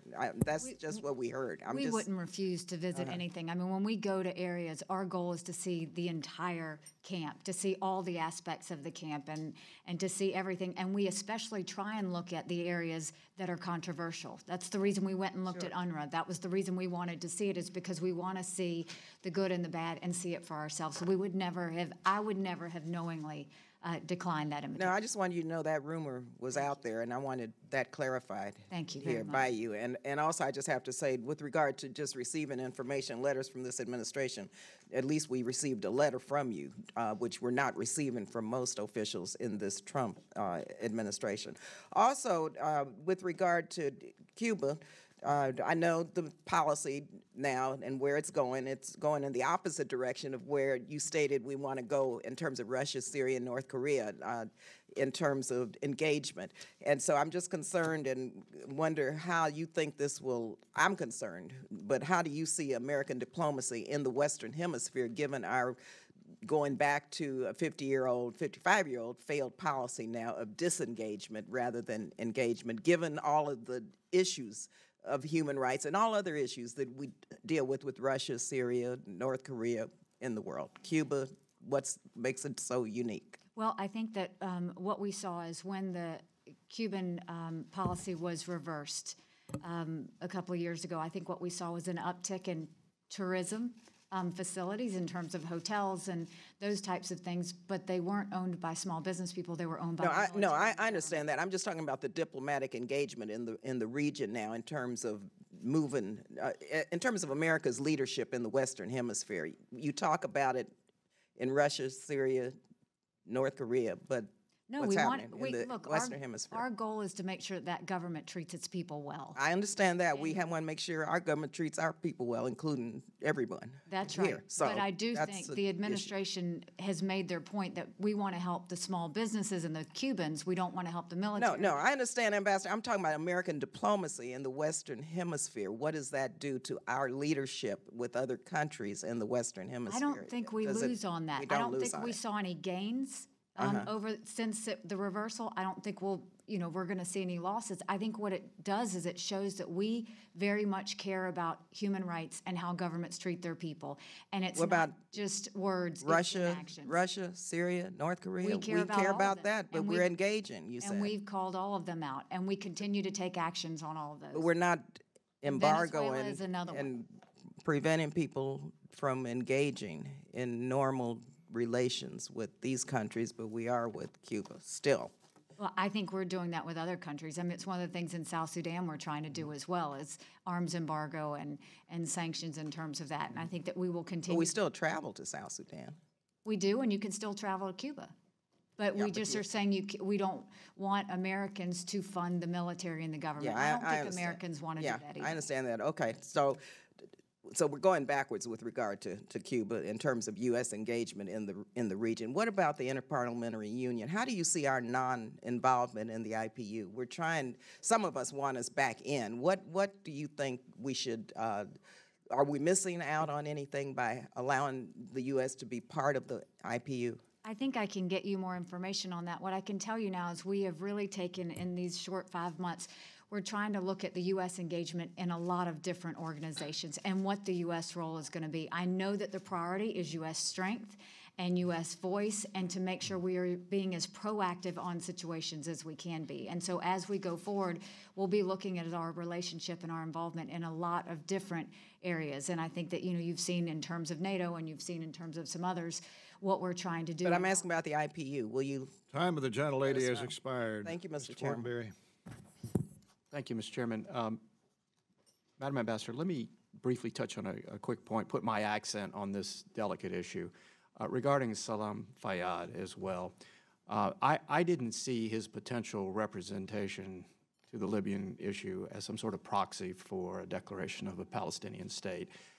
He's not representing that. He's if you will, a citizen of the world, extraordinarily qualified on many fronts and deeply respected by the Israelis. So if we're going to move past a lot of the intractable positions, I think that trying to find persons who have been eager to wade in some of the most difficult, delicate positions on behalf of their own people, but also reaching out and rejecting the concepts of violence and call for armed struggle. I think it's helpful that we potentially rethink some of this. I want to talk to you briefly about the International Atomic Energy Agency. Obviously, we have an Iran agreement. Many of us voted against it. Many of us voted for it. I happen to vote against it because of what I could see as the potential for unleashing ballistic missile problems, as we've seen. Nonetheless, the agreement is in place. It is holding, as you referenced. The IAEA is a critical factor in determining verification of this. I see their role as evolving very rapidly in the 21st century. It's an organization that has a defined security component, making sure nuclear facilities are safe and safeguards in that regard. But I think we have a lot of work to do as one of the leaders in the space of nonproliferation to assure that they are rapidly moving in their own culture toward one of verification. If we are able ever to get past, again, the intractable problem with the North Koreans, obviously the IAEA would play a critical role in helping determine verification moving forward. So I think that's one of their challenges internally, and I think we can lead on that in moving that culture by engaging with the other multilateral partners to assure that they are evolving appropriately. I see that as their 21st century role critically. Third, I wanted to talk to you about food security. Let's be the leader in food security internationally. I mean, that's who we are in America. That's what we make in abundance. Our ability to feed ourselves and then feed hungry people throughout the world has been a backbone not only of our humanitarian outreach, but also trade policy, as well as creating the conditions to fight poverty internationally. Again, moving toward the 21st century, though, combining that with innovation and assuring sustainable development of small-scale agricultural enterprises, I think the combination of all of these things, again, creates the infrastructure internationally for stability and humanitarian purpose. So, again, as you're shaping your tenure, I hope that's an accent point. Finally, when you're encountering problems with other countries who we have seemingly robust interest, dialogue, and relationships with, but they keep voting against you, let us know. I'm sure you put together some type of report as to who stands with us on critical issues and who doesn't. But I think a direct communication with us helps those of us who have immersed ourselves in international affairs to be able to talk directly to representatives from particularly other parliaments, but also their ministers, saying, why are you doing this? Explain this double standard or explain this contradiction. We can help you. Thank you. I can say in reference to IAEA, I think it's going to only become more and more important. And so I agree with you that verification is going to be extremely important going forward as we're seeing more and more nuclear issues start to surface. Food security is something that the U.S. should always feel very strongly about. I think it's the reason why I went to Jordan and Turkey in terms of making sure that there was humanitarian access and making sure that we could get the food into Syria. It's the reason why I'm going to Africa in the fall, is to make sure that the famine situation, to actually see what the food security issues are and that we are dealing with them appropriately, not just from the UN situation, but also from the U.S. And so I think that we're continuing to see more and more man-made type famines that are concerning, and I think that the U.S. has always been what I see as the moral conscience for the world, and so I think it's very important for us to engage on food security and those issues, especially in regards to the famines as we go forward.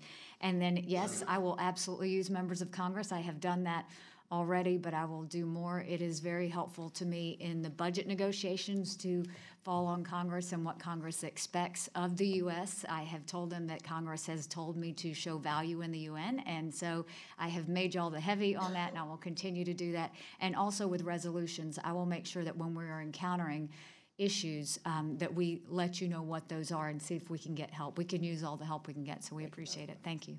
Mr. Ruppersberger. I'd like to switch to cybersecurity, which is very important to our national security. It's probably one of the biggest threats the U.S. faces from cyber attacks. Cyber attacks can be employed by anyone, a foreign country, a terrorist group, a patriotic citizen of a foreign country. It can go on, individuals anywhere in the world. A destructive attack can quite simply cripple a country, including the United States, grid systems, financial institutions, all of these different things. And we know that China has been stealing billions of dollars from our country on an annual basis, even cyber attacking fertilizer companies because they're in that business. Now, a destructive attack, which we have, the first one in this country was Sony. And it's unfortunately, that destructive attack could take place with certain Americans in our country right now. So we have to be aware. Destructive attack meaning not only stealing information, but shutting down the system. Now, it seems that Russia, again, is very active, aggressive, probably as good as any country in the world as far as cyber attacks is concerned. For example, they shut down Estonia over a statue issue. They provided cyber weapon capabilities in the Ukraine when Russian affiliates shut down that country's power supply. Just recently, within the last 6 months, they continue to do that, and also in Estonia. These attacks are a threat to every country, and I know a long-term solution to cyber attacks is way off in the future. But even if we get our act together, which we have a long way to go in the United States, we also have to deal with it in a global area eventually. Now, my question, I want to get your thoughts on U.S. cybersecurity policy as it relates to the UN. Do we need treaties or focus on cyber norms? As a follow-up, are we moving towards an agreement on an internationally recognized definition of critical infrastructure? And I say that because critical infrastructure does have different definitions and meanings, so we have to focus on that. Should a destructive attack on Sony Entertainment or a meddling with our election system be considered critical infrastructure? Now, and finally, do we have any clear red lines when a cyber attack would trigger a rights of self-defense response? That's an issue out there now we're dealing with.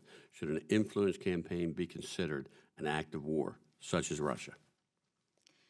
Thank you. I'll do my best to answer that. I can tell you— In 5 minutes, you got to get as much in as you can. So. I understand. So cybersecurity is important. I think that you are seeing other countries now see it as ammunition, and they are using it in different ways, and we've seen that play out with multiple countries, and I think that that's not going to slow down. I think we're going to continue to see that. Having said that, I know the UN has been trying for a long time to put cybersecurity under the UN. We have opposed that because we don't want Russia and China to get involved in that. I think the U.S. has to make sure that we are defending ourselves but also protecting that aspect. Having said that, I think the U.S. needs to really look at the cybersecurity situation across the world because it's just a matter of time. And before we continue to see more and more issues. I do think that when it comes to the definition of critical infrastructure, I'll get you some information on that because I'm not real sure.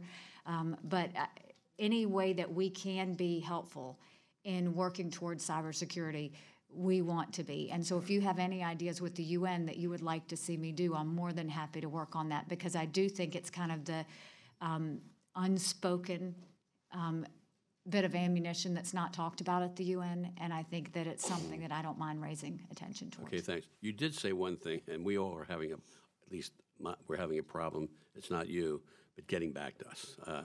Unfortunately, when we ask for information from different agencies, we want to get back. You just said you get back to me and to Congresswoman Lee. Will you get back to me on that issue, on the cybersecurity? Yes, so anything that I've said to any of you that we will get back to you on. You will hear from us. And I hate to ask this question, but it's not coming back, so I want to hold you accountable. No, and I want you to hold me accountable. As a governor, I thought that was always very important to make sure that we communicated. And with a lot of the members of Congress, we have been in communication. And so, yes, I will get back to you. And if I don't, you can call me. But I promise if we call you, who's your top staff person? That's who you go to.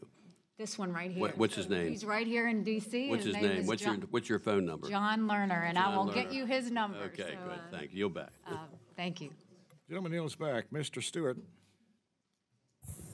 Appreciate it, Mr. Chairman, and your patience. I was chairing my own subcommittee on intelligence, so I apologize for being late. I'm so glad I could be here, though, Ambassador, and spend a few minutes with you if you could. And I've been looking forward to this. And I know that you've talked about a lot of issues that are very important, and there's one that I would like to address with you as well. And if you'd allow me to set the table just a little bit. United Nations Refugee and Works Agencies for Palestinian Refugees, UNRWA, as you know. They obviously count on donations from the United States. We're one of the primary donors. I suppose we're the largest donor. And yet, in my opinion, they perpetuate the Palestinian, the refugee crisis by this ever-evolving definition of a refugee. It now encapsulates, for example, citizens from other countries that are living in Jordan. Some who've been relocated are now what we consider their homeland, Gaza and the West Bank.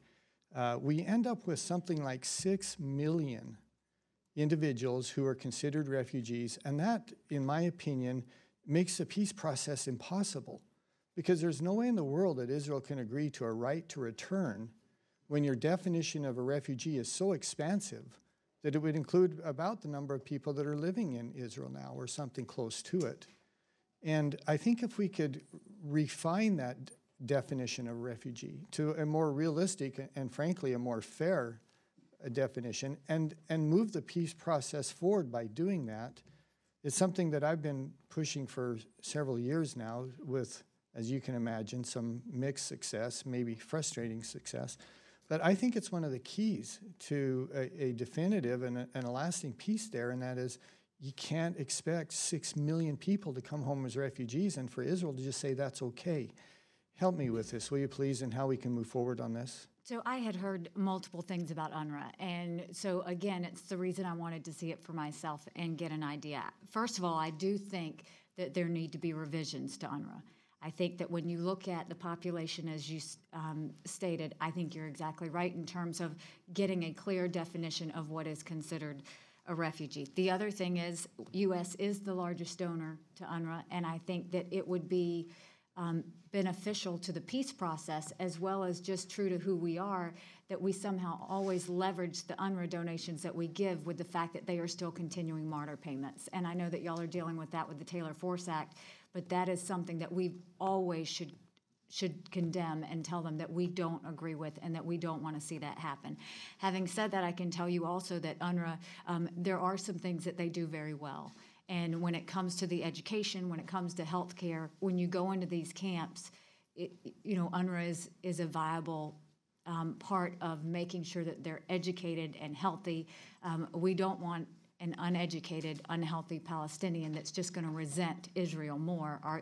It's in our best interest to make sure that we are giving them whatever they can do. But I think that UNRWA are now they're feeling emboldened, and once again in the unbalanced world of how the Israel bashing is taking place, they are now trying to get assessed contributions at the UN, and we are trying to do everything we can to stop that so that that doesn't happen, because I think if they get assessed contributions, we won't be able to control the refugee population, we won't be able to control the martyr payments, we won't be able to control a lot of things that we think are not helpful to the peace process in Israel. And I appreciate your response, and it's certainly not my interest, and nor yours, for us to make things harder there for the children and for those who are actually relying on these. We recognize that in some cases they do good work.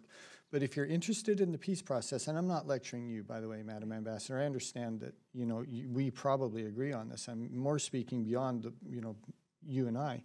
If you're interested in the peace process, then you have to concede that this is a nearly impossible ask that we're asking the state of Israel to accept. and a redefinition, while still protecting those who are dependent on these funds, while still accepting that there are actual refugees who were impacted by policies a generation ago that we can probably reach out and allow them to return the state of Israel to their homeland, or what they consider the homeland. But it's not 6 million people. And again, I consider it one of the primary obstacles. Now, there are others, no doubt about it, but to me, this is one of the primary obstacles that we have to overcome. And we would just encourage you to use whatever tools are available, not just the power of the purse, as you've indicated, but the power of persuasion, as you are very good at, and the administration using that lever as well to try to redefine and open doors that just haven't been for many, many years now. And with that, Mr. Chairman, in my 7 seconds, I yield back. Thank you. And I do agree with you. Thank you. Thank you. Mr. Price? Thank you, Mr. Chairman. Madam Ambassador, I'd like to return to the UN peacekeeping budget. Yes. And ask you to clarify the answer I heard you give the chairman about the level of contribution that your budget proposal would enable us to make. First, let me just set the table briefly. There are a couple of ways to look at UN peacekeeping. One, which has some prominence among White House staff, and sometimes the president himself, the so-called nationalist view, seems to view not just UN peacekeeping, but international engagements in general as some kind of drain on this country, almost a scam whereby other nations take advantage of us. I assume that is not your view.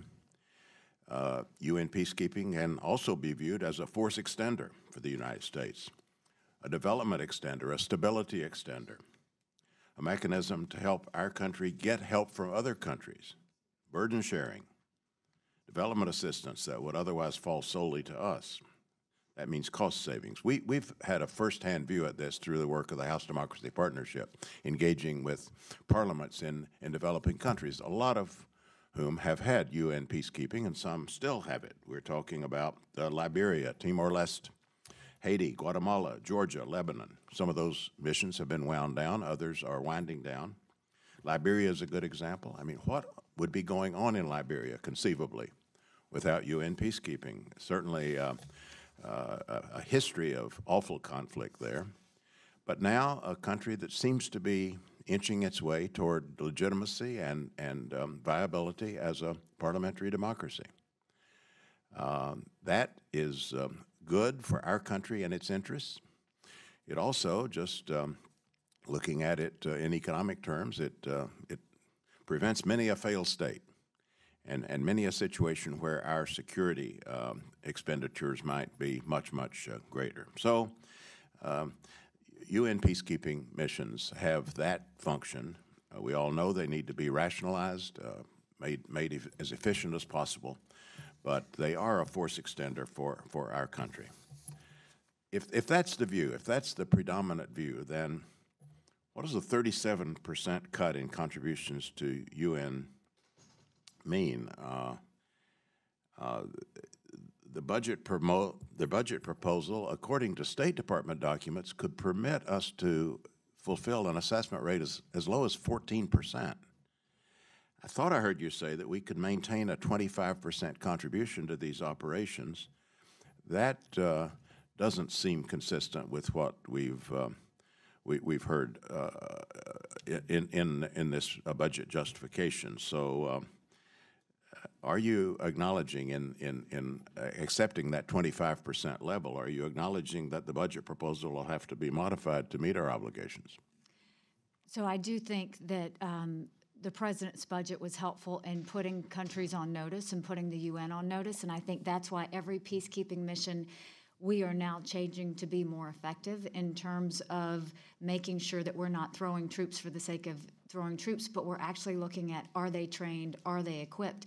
The other side of it is the accountability side. I think it is a very true statement to say there are troop-contributing countries that see this as a moneymaker, and they're not holding their end of the deal. And so the accountability side of, if there's sexual exploitation, if there is any sort of corrupt actions or things that they're doing wrong and not taking care of the people on the ground, action needs to happen. And I can say that this last week, there were multiple examples of rape and and to minors, as well as sexual assault in a lot of different areas by the Congolese troops that were in the Central African Republic. We sent a message and sent a letter to Secretary General and said it was unacceptable, and all 600 of those Congolese troops have been taken out of the Central African Republic.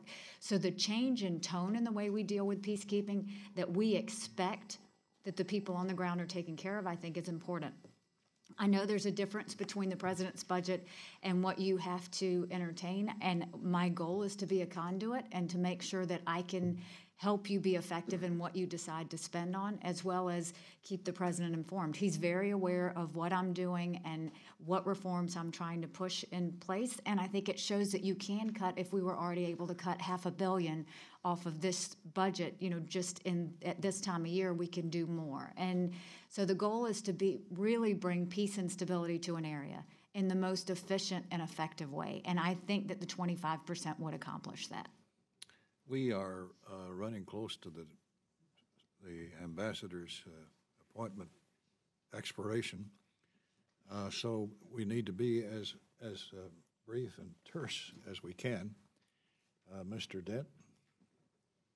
Thank you, Mr. Chair, Madam Secretary, Madam Ambassador. Just real quickly on UNICEF, I just wanted to just touch on that. Do you agree that that investments in maternal and child health benefit the goals and image of the United States abroad? And if so, what steps do you plan to take to continue to protect such programs in the work of entities like UNICEF?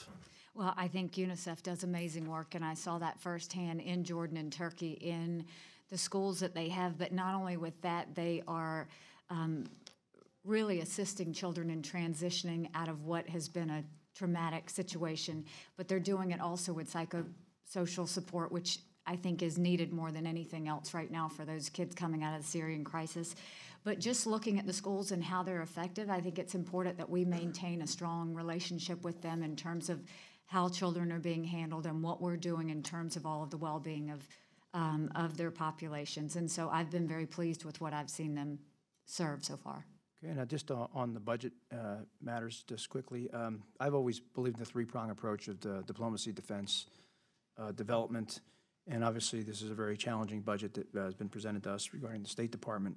Do you feel that the existing mix of development, diplomacy, and defense investments provides the right set of tools to address the broad range of national security and stability threats facing our interests and our allies abroad? And how do you think our contributions to the UN support our security objectives?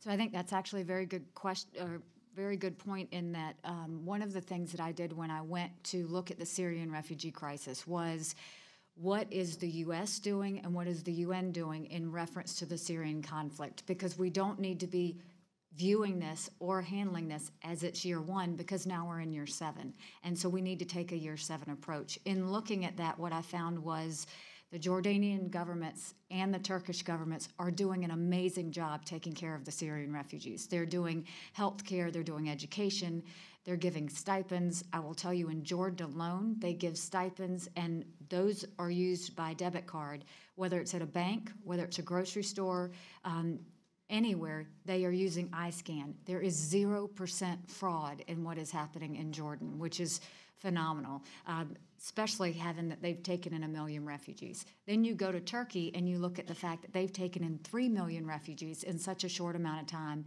and you have Turkish doctors in 3 months training the Syrian doctors so that they can take care of their own populations. But both of these countries are double shifting in schools. Jordanian and Turkish students are going in the morning, Syrians are going in the afternoon. Their roads are getting congested because Syrians are such great entrepreneurs and very well skilled. They're competing for jobs. So basically what I found is those countries are stretched at this point, and we need to support them. If they are being good host countries, we need to make sure we're giving them support. It's not just about food and water anymore. Now it's about what can we do to assist them with the education and the health issues that they are taking on. And so I have spoken with the president about how I think the U.S. needs to support these host countries, and I'm I've actually already met with the Secretary General on how we shift from a year 1 to a year 7 plan so that UN funds will go towards assisting those host countries. And so the Secretary General and I and the Jordanian government are going to be meeting about what they need, and then we're going to meet with the Turkish government on what they need. That's a long answer to say we have to keep development as part of the mix, along with the diplomacy and the military forces that we use, because it is all interconnected. And if we do those things, then I think that we're making the most of what we have. Well, I suspect you're going to get an appropriation greater than what the president asked for at the end of this process, but if we get an agreement on the numbers. One thing, finally, I just wanted to mention one other issue, UN peacekeeping, and particularly as it relates to the Central African Republic. From your experience at the UN thus far, have you identified any best practices for UN peacekeeping and stability operations that help ensure positive and sustainable results? And are there any aspects that you emphasize when considering whether to support the reauthorization of such missions? Because I know we've had some corruption issues with some of these peacekeepers. Absolutely. And so what we're doing is we are putting in best practices with every single renewal that we've done. And the best practices could be accountability of what's expected from the troops when it comes to sexual exploitation and corruption. It could be clearly defining the mandate so it's not so general and broad, but it talks about exactly what's expected. It is holding the governments accountable because, as you know, in a lot of the governments where we have peacekeeping missions, they have actually been a hindrance and not a support to the peacekeeping process.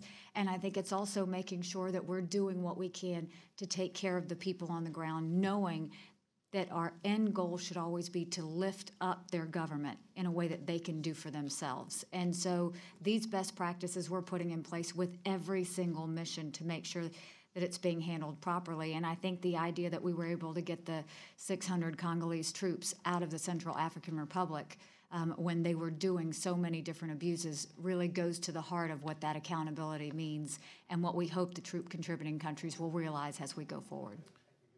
Ms. Ming? Thank you. I'll ask the two questions together to save time. My first question is, there are reports that 3,000 Yazidi women were trafficked by ISIS last year, and the United Nations Office of the Special Representative of the Secretary General for Sexual Violence in Conflict reports that a girl can be trafficked for $13,000. This indicates that trafficking of women and girls contributes to the financing of ISIS activities. Generally speaking, how does the UN currently track the trafficking of women and girls, and what more can the U.S. mission to the UN or Congress do to partner with the UN in this effort? My second question is, post 9/11, the UN Security Council Resolution 1373 mandated targets on freezing terrorist assets, thwarting money laundering, and blocking arms trafficking.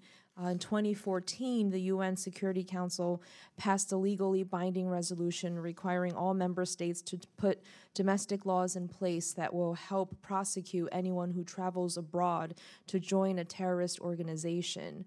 In 2016, the Security Council called on countries to share biometric and biographic info about terrorists with immigration and border authorities. How does the administration plan to build on the work of Presidents Bush and Obama in this regard? Okay, in reference to the trafficking of women, I know that it is something that the Secretary General actually has taken a big interest in, and I think that's why he is not only just looking at the trafficking, but he's also looking at the accountability of the troops as they are in different areas. We are working very closely. We just met with the Yazidi activist as well to find out what is happening and what we can better do. So we're keeping communications, but then also that ISIS accountability is hugely important that we get that passed through the UN. And so we're working closely with the UK on that because I think that's going to go a long way in what we can do. And we'll continue to look for ways that we can be helpful. And let me know if I can partner with you on anything that you want to do. In terms of the Security Council resolutions, I have to say my biggest concern with Security Council resolutions is that not all countries follow them. And so that's the frustrating part of we can do a resolution, but if we can't get them all to actually act on the sanctions or act on the mandates or do those things, that's the part that I've found to be the most frustrating. I think that the administration very much wants to do all they can. They have made ISIS and terrorist groups a priority. I think that it's something the administration is laser focused on in terms of what we're doing with terrorist activity and what we're doing to stop terrorist activity, whether it's militarily, whether it's with sanctions, whether it's with arms embargoes. I think those are all things that we will continue to have on the radar that the administration fully believes in. And I will continue to push all UN countries to make sure that we're not doing these resolutions for the sake of doing these resolutions, but that they are actually following them as well. Thank you. I yield back. Madam Ambassador, you've been generous with your time. Thank you. We have kept you a little bit beyond what we had hoped, but thank you for being here. As the committee, subcommittee, and the full committee, and the full House, and the conference with the Senate, as we weigh how much funding for what takes place, I hope the recipients of these funds at the UN and the other agencies around the world that we contribute to, I hope they realize that we're watching now very carefully how they control their spending. And we'll be judged on what we do, just as they will as well. So these are severe cuts that the administration has come forward with. Now, I remind everyone, presidents propose, Congress disposes. And we will be watching to see how these organizations control their spending, which is our spending. So I hope somebody will tell them that we're watching. And we'll continue to watch until we are able to pass these bills. So thank you very much for your initial appearance before our subcommittee. I think you've been a hit. You've been very responsive. You've answered questions with candor. You know what you're doing. That's very apparent. We like your enthusiasm for this job and this undertaking and the energy that you obviously have to make it work. So, Madam Ambassador, we wish you well.